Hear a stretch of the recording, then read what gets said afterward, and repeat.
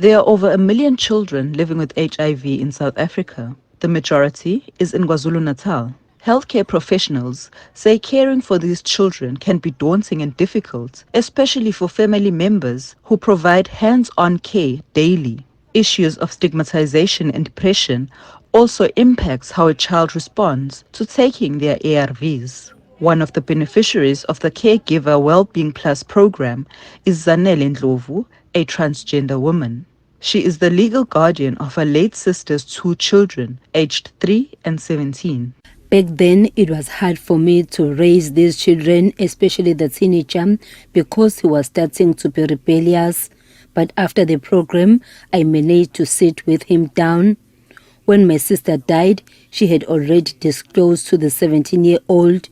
But now the 3-year-old is still very young to understand, but I believe this program has equipped me with enough knowledge. Through this program, caregivers, including mothers, aunts, and community members, are equipped to help children living with HIV to deal with the psychological impacts as well. It has been hard raising my son. I told him about his status when he was 7. He was bullied at school for being HIV positive, but the teacher got involved and it has now been sorted. We are both living with HIV and we are coping because of this program. It has helped me to educate him. I really needed this program. I needed help because when I was still struggling, whenever I give my children medication, they would say they are hungry and sometimes we wouldn't have enough food. We only depend on grant money.